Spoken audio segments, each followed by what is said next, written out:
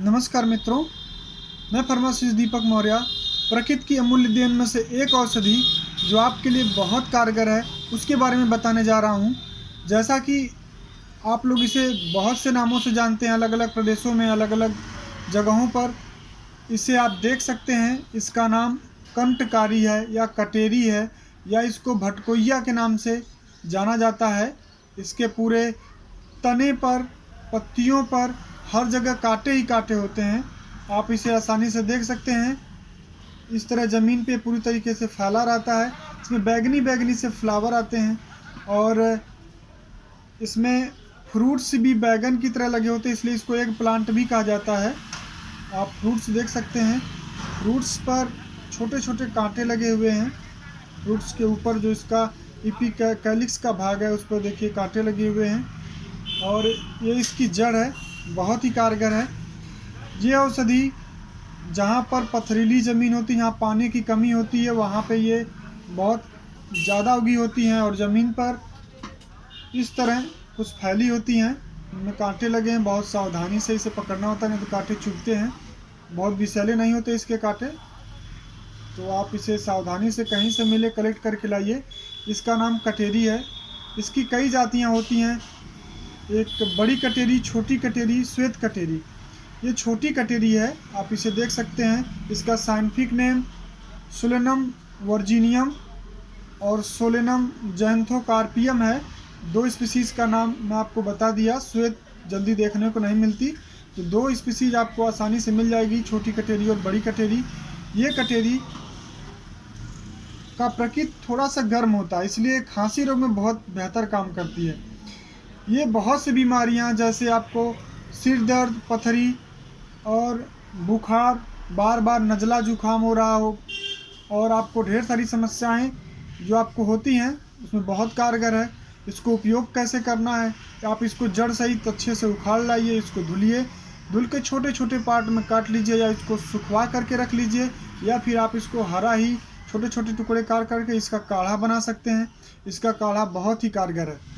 अगर किसी व्यक्ति को बार बार जुखाम हो रहा हो, बुखार हो रहा हो, कफ बन रहा हो, नहीं ठीक हो रहा हो, तो आप इसके पूरे पंचांग को छोटे छोटे काट करके पानी में उबालिए। उबाल कर आधा कप सुबह, आधा कप शाम 7 से 8 दिनों तक लीजिए। पूरी तरीके से कफ को निकाल देगा। बेहतरीन एक्सपेक्टोरेंट है, कफ को निकालता है, एंटीप्रेसिव है।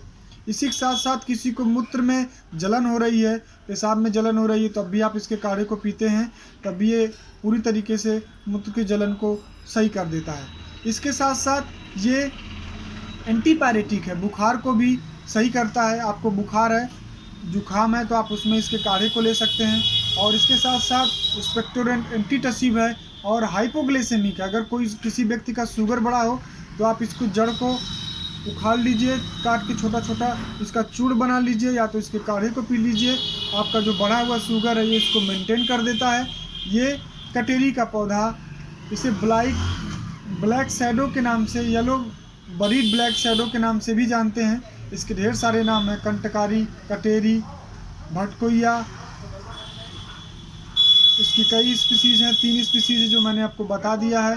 और इसके साथ साथ ये हाइपोग्लाइसेमिक होता है, हिपैटोप्रोटेक्टिव होता है। आपके लीवर की सारी समस्याओं को ये सॉल्व करता है, सही करता है, हिपैटोप्रोटेक्टिव है। इसी के साथ साथ एंटी इन्फ्लामेटरी है। आपकी यूरिनरी ब्लैडर में या फिर यूरिनेशन पाथ में अगर सूजन है तो ये सूजन को भी कम करता है।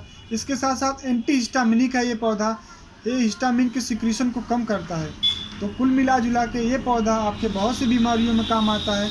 और इसकी खास बात ये है कि ये गंजेपन का इलाज बहुत अच्छा है इसका। अगर आप इसकी पत्तियों को रस निकाल लीजिए और शहद में मिला करके, जहाँ पे बाल नहीं है सर पे, वहाँ पे अगर आप लगाते हैं तो वहाँ पे बाल उग आएंगे, आपका गंजापन मिटता है। और किसी स्त्री को अगर बार बार गर्भपात हो जा रहा है, गर्भ नहीं ठहर रहा है या गर्भ होने पर रुक नहीं रहा है, तो उस केस में आप इसके काढ़े को पिलाइए, या फिर आप इसके जड़ को ले आइए, जड़ को छोटे छोटे टुकड़े करके भैंस के दूध में इसे पीस लीजिए। छोटी कटेरी के जड़ को ला के भैंस के दूध में पीस करके 15 से 20 दिनों तक पिलाइए। गर्भ गिरने की संभावना एकदम कम हो जाती है, प्रसूता एकदम अच्छी और बेहतर हो जाती है। तो ये गर्भ को रोकता है, गर्भ गिराता नहीं बल्कि गर्भ को रोकता है। तो जिसको गर्भपात बार बार हो जा रहा हो वो इसके जड़ का सेवन भैंस के दूध में पीस कर करे तो उसका गर्भपात बार बार नहीं होगा।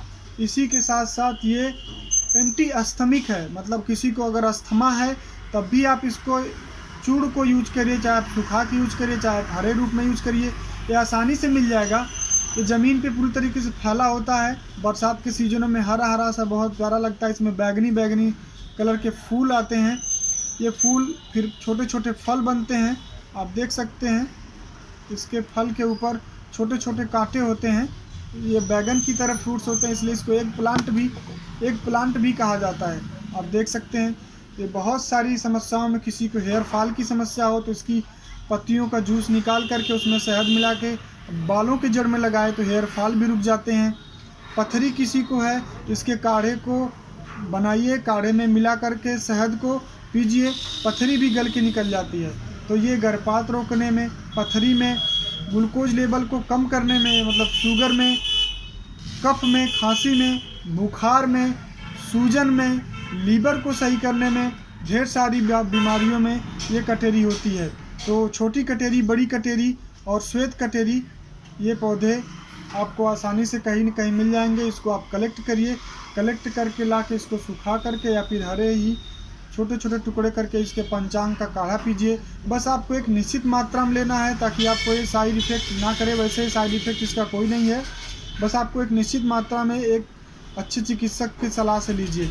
बहुत ही कारगर है, बहुत ही अच्छा है। इसकी थोड़ी सी जो तासीर है वो गर्म है, तो थोड़ी मात्रा में लें। पित्त प्रकृति वाले थोड़ा सा कम लें। और ये नक्सीर जैसे रोगों में, मिर्गी जैसे रोगों में भी बहुत कारगर है। इसकी पत्तियों को आप रस निकाल के, जिसको भी मिर्गी आ रहा हो 2 बूंद नाक में डाल दीजिए, उसको तुरंत होश आ जाएगा और उसको मिर्गी के दौरे आना बंद हो जाएंगे। उच्च रक्तचाप में भी, हाई बीपी में भी ये काफ़ी कारगर है, तो आप इसको हाई बीपी में भी यूज कर सकते हैं। आप इसको लाएं, यूज करें, स्वस्थ रहें, मस्त रहें। और आपको हमारा वीडियो अच्छा लगे तो लाइक करिए, सब्सक्राइब करिए, ताकि हम अपनी आयुर्वेद की जानकारी को आप तक पहुंचा सकें, इस आयुर्वेदिक दवाइयों के बारे में बता सकें, ताकि आप एलोपैथी दवाइयों के साइड इफ़ेक्ट से बच सकें, स्वस्थ रह सकें, आपका पैसा बच सके, आप स्वस्थ और मस्त रहें। धन्यवाद, नमस्कार।